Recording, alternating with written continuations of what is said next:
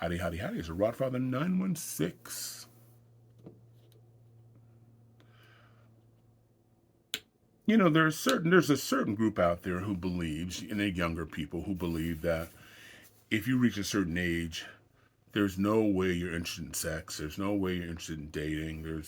It's just unnatural. Now, this is 2024. Golden Girls was on in the 80s through the 90s, and I thought, well, maybe that myth had been played out, but it still is. I have followed some of my channels who go, you should be ashamed of yourself dating. And I don't know, that just tickled me. Because one day, if you're lucky, you'll be like here. But moving forward, I was talking to a friend of mine who I haven't seen in a long time. He's in the Bay. I'm going to see him tomorrow. And we were talking, and our mutual friends, he said, told him that I've been dating younger people. And the reason he believes that I've been dating younger people is a reason that many people hold. It's because I'm a sugar daddy.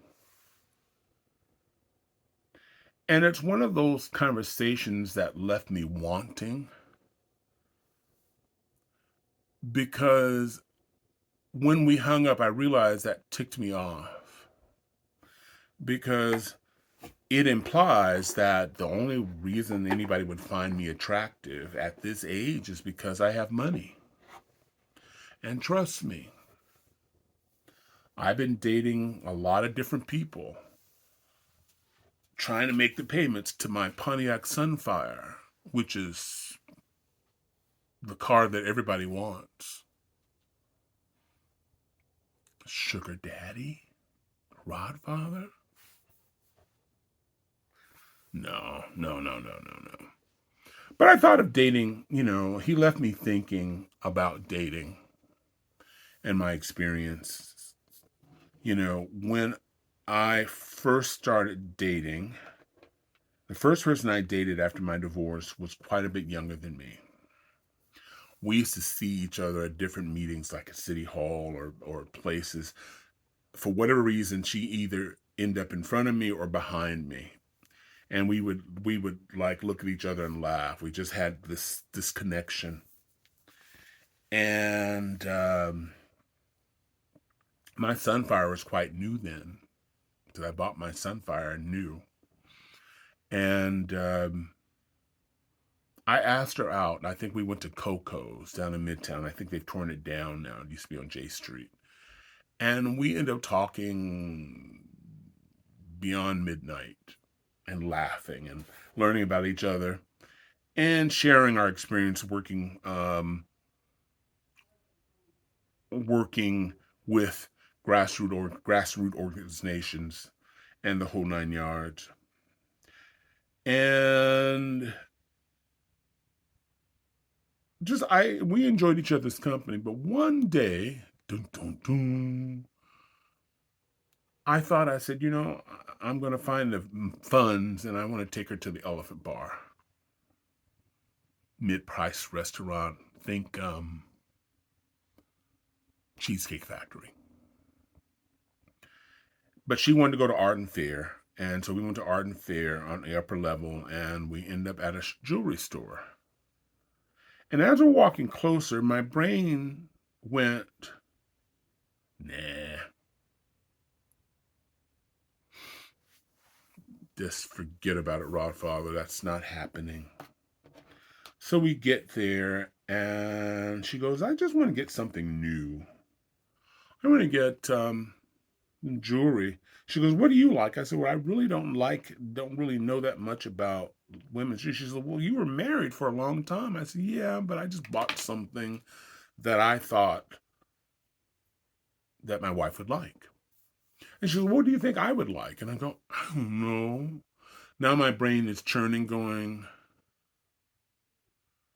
okay, what's this all about?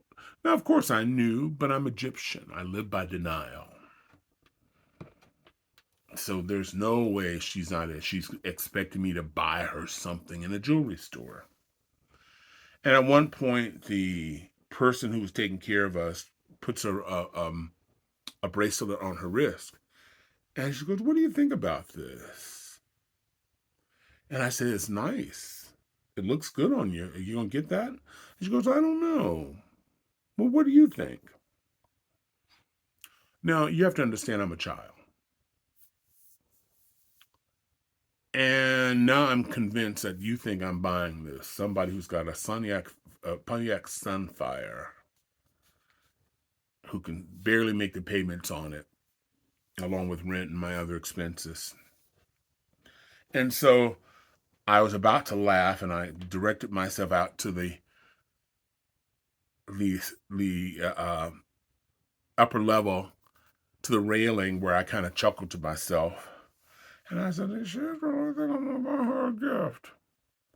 And so this kept going back. What do you think of this? What do you think of this? And I'm going, that is, and one of the ladies or whoever's helping it said, that's lovely. And I said, it is. It's lovely. And so, well, which one do you like the best? Rah! And she's just getting just pissed because I kept leaving the store, looking down to the lower level and kind of chuckling. People are probably going, what is he laughing at? What are they laughing at? So she came by and she goes, what's wrong with you? She says, why don't you want to stay in here? I was hoping you'd help me pick out something. And I go, I think whatever you picked out is really good. And so she had something, but it was really expensive. And I almost, and she just turned 180. Let's go. I said, yeah, I was going to say, if maybe we should come back because I'm kind of hungry. She goes, I'm not hungry. In fact, you can go, you can take me home. What's wrong with you? You know, we came here together. Why are you why are you acting all weird and stuff? And I go, I didn't realize acting all weird. And that was the end of us. So I dated, when you first divorce now, people tell you, well, you need to go online, you need to do that. Well, online is good if you want to briefly meet somebody, but establishing a relationship online has been challenging for me, beyond challenging. And I discovered the old way right before COVID. I would say in the last 2 years, I got offline and my dating got better. But what I find interesting is when I go places publicly, like to meetings. I was at a meeting last week where people range from the early 30s to 70 plus. And the people who spoke to me were in their 30s. And on some hands, I'm sort of honored that someone that young could be interested in something like this. Um, but on the other hand, given a preference, I prefer someone closer to my age. Having said that, I don't limit my dating to a particular race, color, age group. I could be at home eating and watching TV, or I could be out being with somebody, laughing, sharing a laugh, sharing a meal. And I'd rather do that than sit at home and be overly concerned about the weight I've gained since COVID. you know. So if somebody asks me, I'm going. I just need you not to smoke, be in control of alcohol and things, and just be kind and have a sense of humor. Because I don't want to know who you dated. I'm certainly not going to share who I've dated and relationships I have with other people and my kids, the whole 9 yards. I'm here to meet you and get to know you. You know, but I just find it just amazing turning 60 and 20 somethings. And I don't know if I was worried about my kids and what they thought about me dating somebody in their 20s, but one day I was dating somebody who was early 20s and freaked out on me one day. We went to saw some movie down in Daco, and I said, well, let's go to Rick's Dessert Cafe. I said, it's straight up J Street.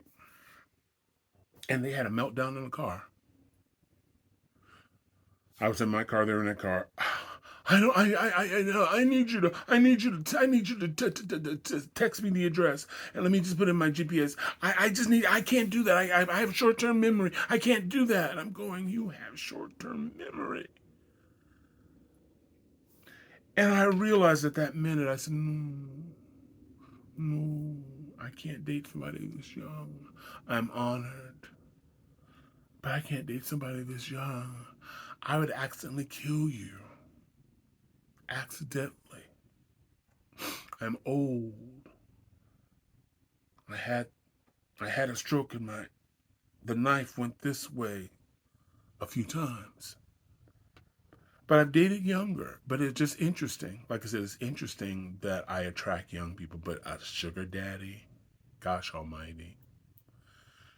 You know, I know what I have an idea who I'd like to date, but I'm open to dating everything because you don't know. Ultimately, what you don't know who you'll actually end up with. And I don't want to be one of these people. You probably know them and says, well, I will only date this or this or this. They have to have this. They have to have this. They have to have that. I know people like that. They don't go on dates. You know, I have friends who go, oh, no, I can't date outside my race. I'm not like you. And there's nothing wrong with that. But love comes in it comes at you in many directions. And I don't think I woke up any day and said, you know what, I think I want to date somebody with brown skin or maybe date an Asian today or a Filipino today. No, my friendships and relationships all started with hi, hello, or a smile. And I just can't get into it, but that's me. That's not everybody else. Some people just need, I can't go outside my bubble. So this is a Rod Father. I'm gonna end here. I am going to do something on my YouTube channel about being a sugar daddy, because I've had some experience of that through other people, and dating outside your race, falling in love with somebody, outside your race, religion, or sexuality, and introducing to the family. So I'm going to do that. So look forward to that on the YouTube channel, and I'll let you know when it happens here. I'll notify you here on TikTok and other outlets. Meanwhile, if you've hung in with me, and I hope you've been entertained, Pontiac Sunfire. That's the car. Wishing everybody love, joy, peace, and happiness. Please choose happiness. Life ends like this. You see something beautiful, go and celebrate it. A flower. Don't be too self-conscious to laugh or smile. Life is short. So this is a Rod Father wishing everybody love, joy, peace, and happiness. I sure appreciate if you like, subscribe, follow, all those other things to help grow my channels. They are growing other places, including TikTok. But I sure would like to get up to a few thousand. And I'm going to go from there. Anyway, super long video. Thank you a lot for watching. If you have comments, I'm open to it. Don't worry about hurting my feelings. Just be kind and respectful. This is a Rod Father, and I'm